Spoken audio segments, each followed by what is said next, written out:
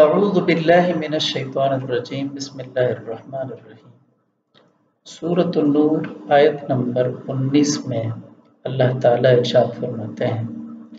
ان الذین یحبون ان تشیع الفاحشۃ فی الذین آمنوا لهم عذاب علیم فی الدنیا والآخرہ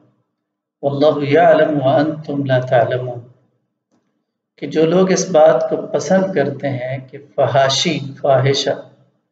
فحش چیزیں، زنا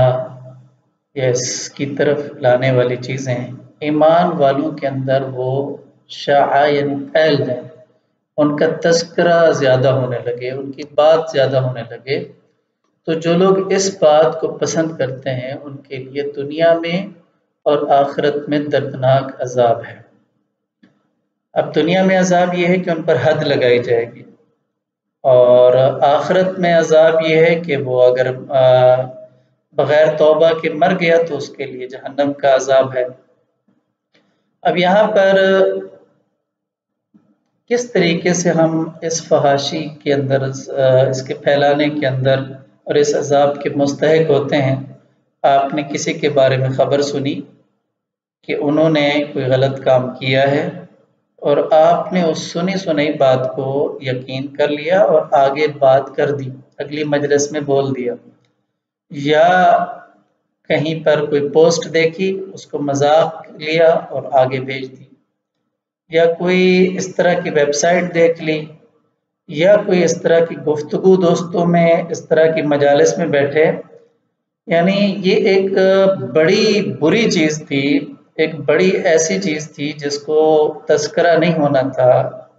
جس کا معاشرے میں ذکر بھی نہیں ہونا تھا، اس کو اگر عام کر دیا گیا، اس کو اگر لائٹ بنا دیا گیا، اس کو اگر مذاق کا روپ دے دیا گیا، اس کو آسان کر دیا گیا کہ کوئی بندہ اس کو بولتے ہوئے شرم محسوس نہ کرے، معاشرے کو بے شرم کر دیا گیا، تو جو لوگ اس بات کو پسند کرتے ہیں کہ یہ فحاشی ان لوگوں کے اندر پھیل جائے جو ایمان والے ہیں، وہ اس کو لائٹ لینے لگیں اور اس پر بات چیت شروع ہو جائے، معاشرہ دوسری طرف چلتا جائے، جس طریقے سے آج کل سوشل میڈیا کردار ادا کر رہا ہے، جس طریقے سے آج ہماری مجالس بن گئی ہیں، تو پھر ان کے لیے دنیا میں بھی اور آخرت میں بھی دردناک عذاب ہے، اور اللہ جانتا ہے اور آپ نہیں جانتے۔ اس لیے میری آپ سب سے درخواست ہے کہ ہر وہ گفتگو، ہر وہ میسج، ہر وہ پوسٹ جو ایمان والوں کو فحش چیز کی طرف لے جائے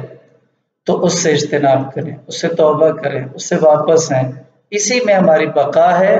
اور اسی میں ہمارے معاشرے کی ضمانت ہے، اور اسی کی میں ہم پھر ان تمام واقعات سے بچ جائیں گے جس کا رونا پھر ہم روتے ہیں، جو ہمارے معاشرے کے اندر رونما ہو جاتے ہیں۔